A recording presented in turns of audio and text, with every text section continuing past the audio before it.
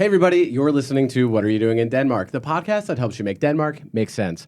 My name is Derek Hartman. And I'm Mike Walsh. And today we are talking about a question that we've often heard, which is, can you really feel settled in Denmark without Danish friends? Yeah, that's probably one of the biggest questions that we get asked all the time is, how do you make Danish friends? How do you make friends when you're in Denmark? I know Denmark has a reputation as being a place where it can be difficult to make friends. There's been not just anecdotes, but stories, and not just anecdotes and stories, but data. There's been studies that have shown that it's a difficult place to make friends. So I think it's an important one to break down on what it's like making Danish friends, and do you need them in the first place? Yeah, and that's sort of maybe how we're flipping the question on its head. So Right. a lot of internationals do, of course, find it easier to befriend other people who are moving here from abroad. But does that mean that they're missing out on something? I think, logically, there probably would be something about the culture that they're missing, but at a certain point, you also have to live here, and making friends is a big part of that. So does it really matter if those friends are Danish or also from another country like you? Yeah. I think one of the big things is that you're probably not going to have Danish people as your first friends when you come to Denmark, especially if you come to a big city like probably Copenhagen or Aarhus. Right, it's almost out of your control. It's kind of out of your control because you're the new person here, and in all likelihood, the first people that you're going to know are going to be, if you're coming for school, it'll be your classmates. If you're coming for work, it'll be your coworkers. If you're coming with a partner, it'll be them. Probably their friends if they are Danish and live here. Exactly. So you're going to be in a bubble because in all likelihood, if you're moving here, you don't speak Danish. I think there's very few internationals that move here already speaking Danish to be able to go do that. So you're going to probably start in a bit of an international bubble. I think the big piece of advice I would give to people is that's okay. Yeah.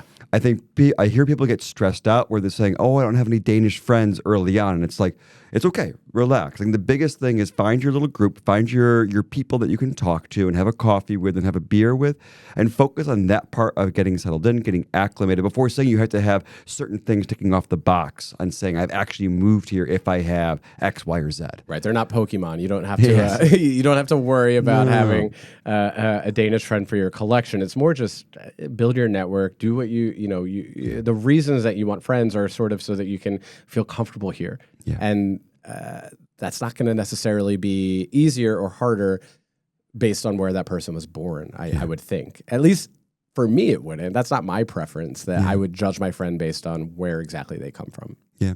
And I think, and we've said this a number of times on the podcast, on the YouTube videos that we've made together, where I think the big recommendation as you're looking at friends is realizing that, especially if you're coming here for work, you may have friends in the office, but don't come here assuming, especially compared to other cultures, that your coworkers are instantly going to be the people inviting you over for a barbecue on Saturday. That may not be the case. Yeah.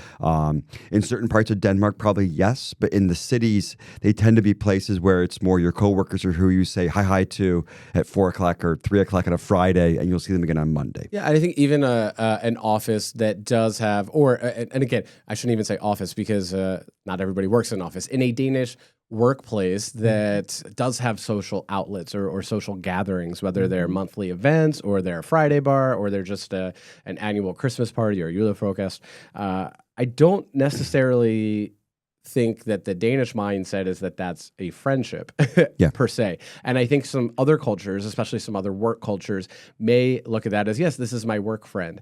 I think here there is still a separation. You can socialize with people that it may sound harsh, but aren't your friends. Yeah. So that false sense of like, it is familiar to have colleagues or coworkers that you're getting a beer with or that you're having some kind of activity with doesn't necessarily mean that you've created a friendship. And again, I know that sounds harsh. If you haven't been here that long, it may sound harsh to you. But I think that a lot of people who have been here for quite some time, and I think Danes would also agree with me, these may not be your friends. They're still just your coworkers. Yes. Just because you're socializing with them does not mean that... and I'm not trying to say that it's performative or that it's... I think the difference is kind of defining what I think in our minds means by having a friend. I think the biggest thing is having that person that you can be vulnerable with. That person who you come to when you're having a bad day to just be able to talk about it, or the person who you're going to celebrate good days with, kind of in that way. And I think that's the difference here is, I think you said it well, talking about how your coworkers are going to be. You're going to have a great Friday bar. You're going to have fun at the lunch table. You're going to have a shared culture inside your workplace. But don't be led on by it. Don't be led on to it, because it's not a promise. It's not promise. And I think people aren't going to be jerks to you if you're having a bad day and need to talk to somebody. I don't want to talk about it that way, but I think there's kind of a bit of an expectation that you have people in your life that you do that with. Right. So of course, people that are moving here for work, they are going to kind of have their first contacts with their work colleagues. Now, of course, we don't want them to be fooled into thinking that that's sort of a deep friendship. But internationals, we know, then sort of tend to fall into finding other internationals. Sometimes it's just easiest. It's the people that are going to be most open to friendships because they're in the same situation, however they meet. But many foreigners will kind of say that their circles are all international. They end up sort of just finding it easier to connect with people that have common challenges, that maybe share languages that they already have. And then, of course, there's some practical barriers. I think the way that Danish social patterns exist, by no fault of anybody, it's just different than a lot of places in the world. Yeah. And those social patterns don't necessarily make it as easy for newcomers to come into. I think there's the concept I've heard Denmark described as a campfire culture. Right. So something where you have the people in the society around a campfire, they're all very secure with each other, but it's hard to break into a campfire because they all know each other, trust each other, and someone coming from the outside is maybe not a threat, but certainly something that is disrupting the status quo that's been built. Again, nothing positive, negative, neutral. Like, this isn't a commentary on on Danish society in that way. Yeah, we'll take that meeting offline. No, I'm yeah, kidding. Yeah, exactly. But that's why I think the key is finding your people. Yeah, and finding ways to go find people to go with, no matter where they come from. Yeah. And to go back to the original question, do you need Danish friends? I think it's kind of a yes, but. I think in the long term, yes. If you're planning to be in Denmark for a long period of time, if you're moving here with the intent to work for a long period of time or something like that, I think you do want to have Danish friends because that's how you really understand the culture, the people, heck, the events that are going on around you from people that already are part of the culture, understand it, can speak the language to translate for you, not just language-wise, but culturally.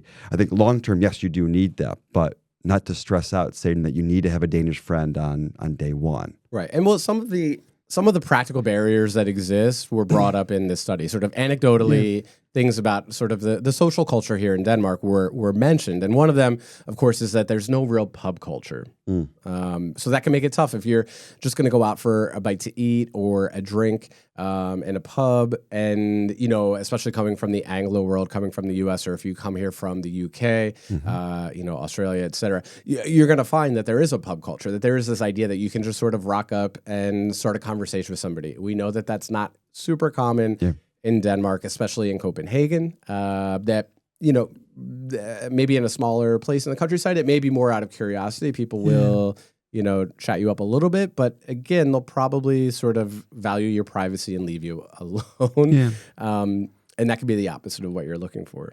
Yeah, I think it is interesting how something as simple as a bar is so different in Denmark than, say, the U.S., where we're used to, where I think there's, American culture, Anglo culture tends to be more accepting of kind of quick friends, like not deep friends. And I think that's something that you can have a pub friend, a bar friend. You could move to London and you'll have a circle of 20 friends that you just know from going in the same pub every couple nights.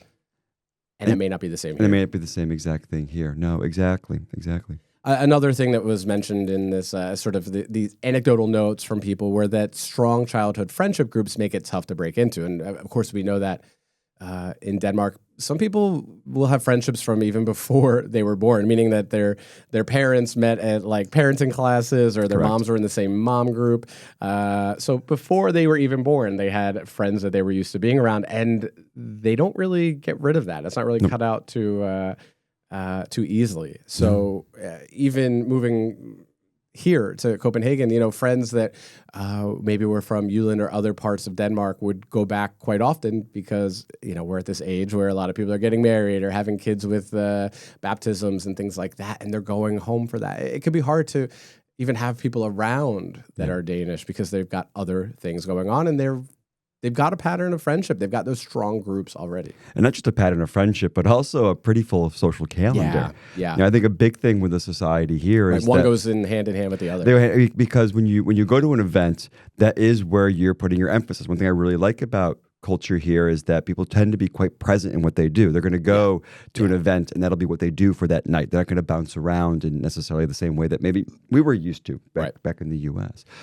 Yeah, it's more seen as rude to try to fit in multiple people or engagements or parties or events in one night than to just dedicate the whole night to somebody. And that's hard when you only have, maybe 8 nights a week if you're working a regular Monday through Friday or something where you would go out and do things, say on the weekends.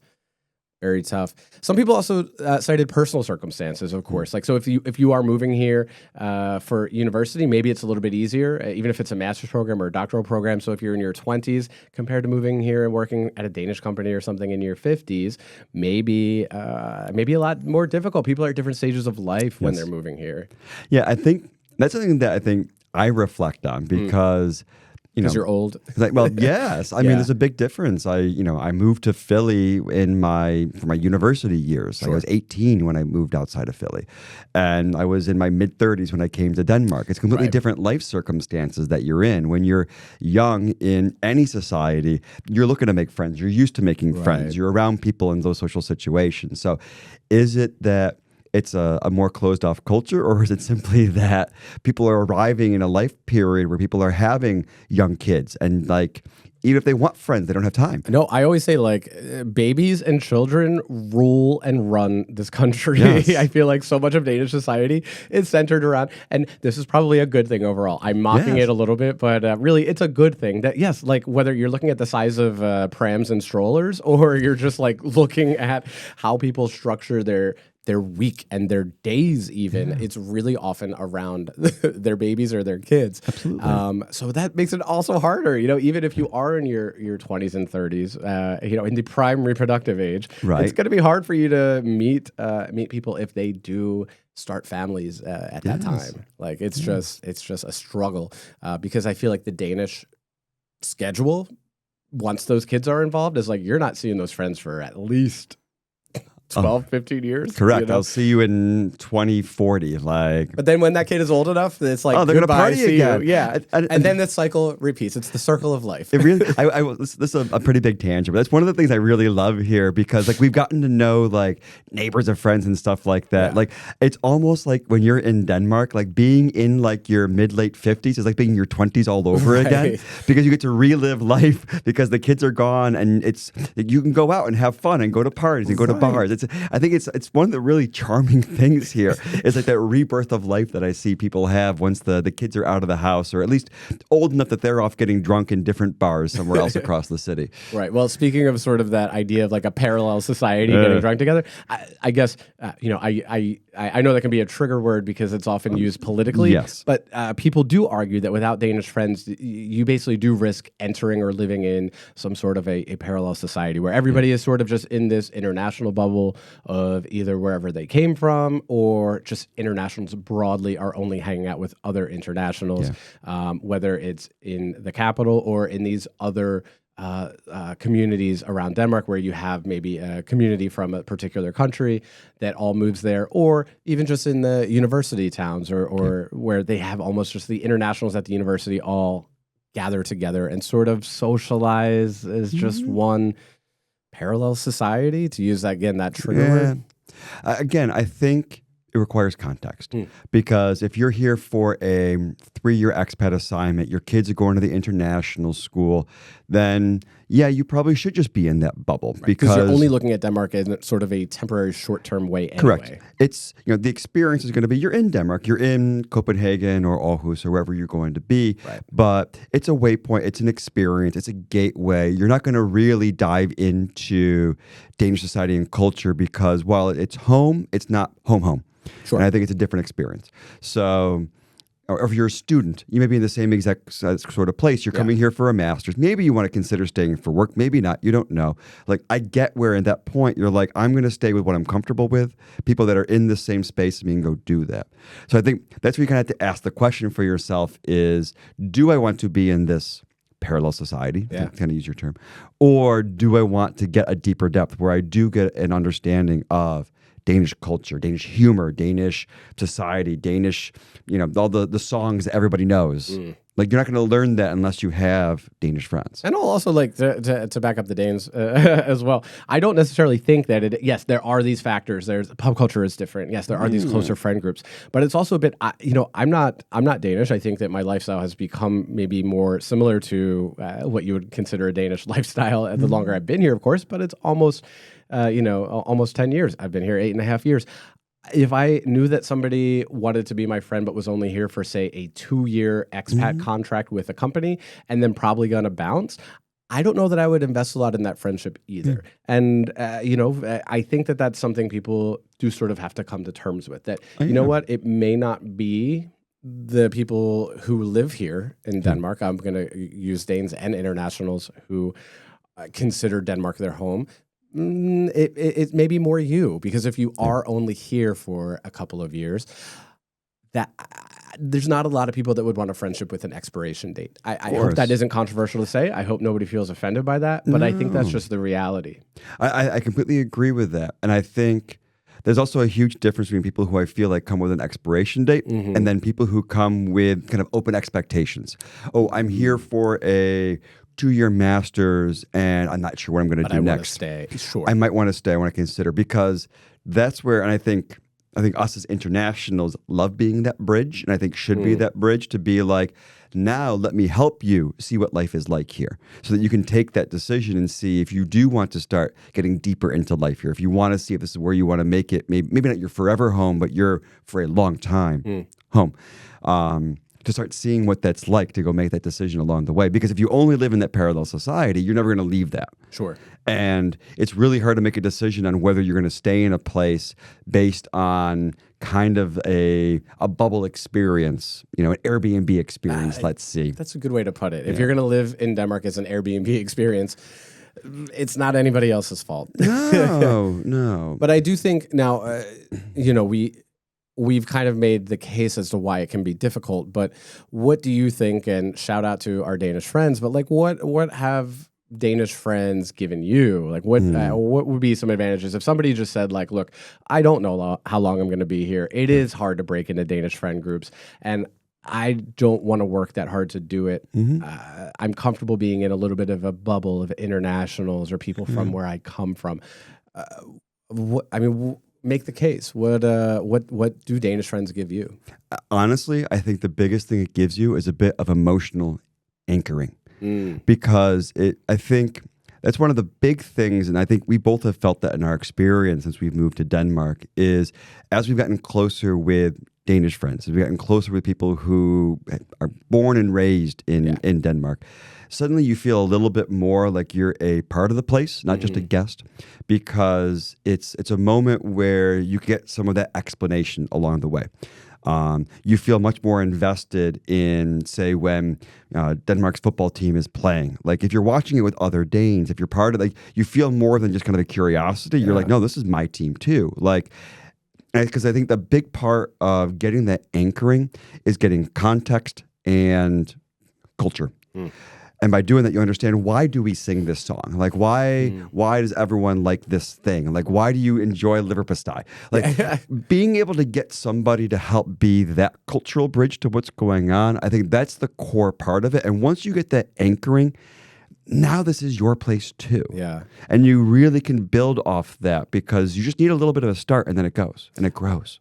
I like that idea of anchoring, because I really think that sums it up pretty well, because you do so often feel like you're just sort of floating between two cultures, between two places, and having friendships in two different places, and maybe even family in two different places, or multiple different places, can really make you feel like you're sort of just drifting. Yeah. So having, that is true. Having those Danish friends that can kind of anchor you here in the culture, in the place, really does make a difference. And, I just... in case I haven't said it to my Danish friends enough, so Niels and Rasmus and Lena, I just, do really appreciate the Danes in my life that have done that. And if you're Danish and listening or watching this, like, hey, like, please share your culture, these things, or these explanations. Make sure people know about these things, because we want to.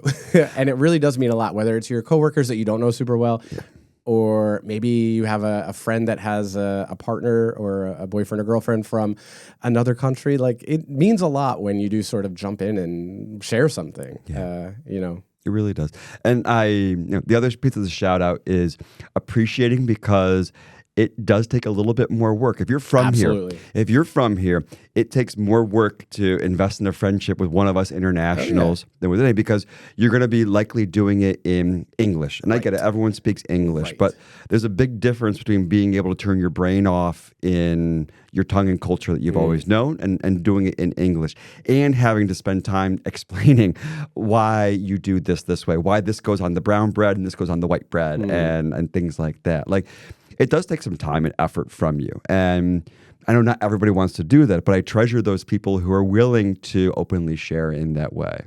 I think so too. And we'll talk a little bit about some of the challenges that come with that, besides just, of course, the benefits. But it made me think of something, as you mentioned, sort of, switching languages and things, and understanding references and explaining things, is I was invited to a round birthday of a friend who is Danish. And I know that I would probably be one of the very few internationals that are there, and I probably have the weakest Danish. It's tough for me at a dinner party to keep up fully with the conversation still.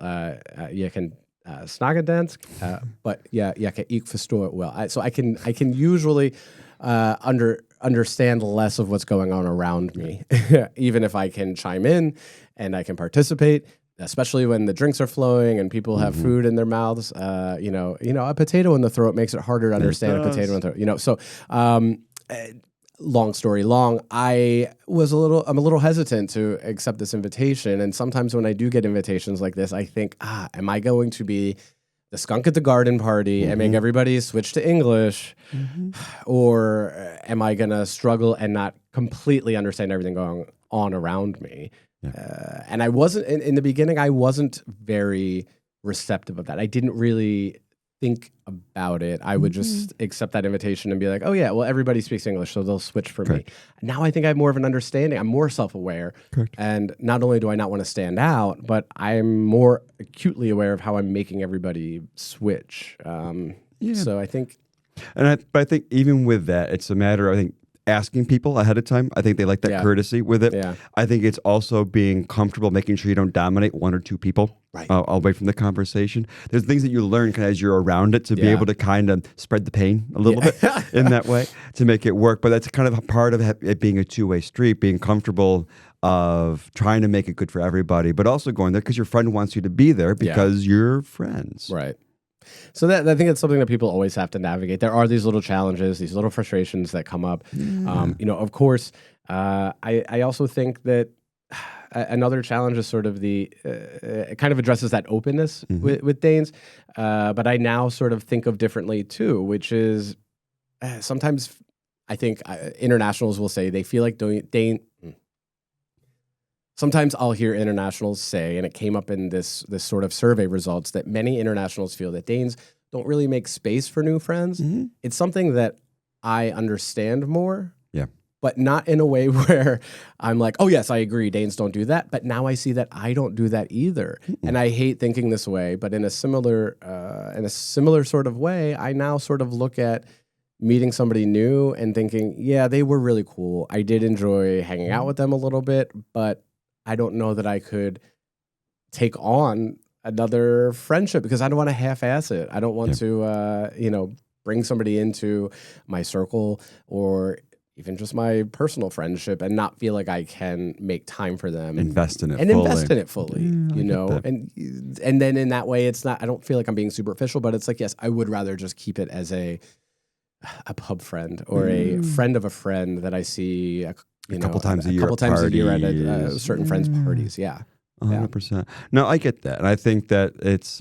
But I didn't understand it at first. No, it took a long time to figure that out and not feel rejected by it. Exactly. When somebody says, I don't have time for new friends. And now I'm like, that's actually kind of sort of kind. Like, I'd rather know that up front than have you just ignore me and not find time or whatever else. No, I totally get how that works. I mean, we laugh. It's the same way that we have friends that we've known for, 5-6 years and have never seen the inside of their apartments. Right. Like, it's, it's okay. I think the joke is of the 2-year rule. Yeah, Do you yeah. know this? No. Like, so it's this idea that, you know, you basically have to require like 2 years of patience before being invited to somebody's private home or private circles. Remember how when we first moved here, we'd be out at a bar on a Friday night, meet somebody, and invite them to our brunch the next day? Oh yeah. That was delusional optimism of friendship. I don't know, but I think that's maybe like now I'm like, oh, that's so cringe and it's very American.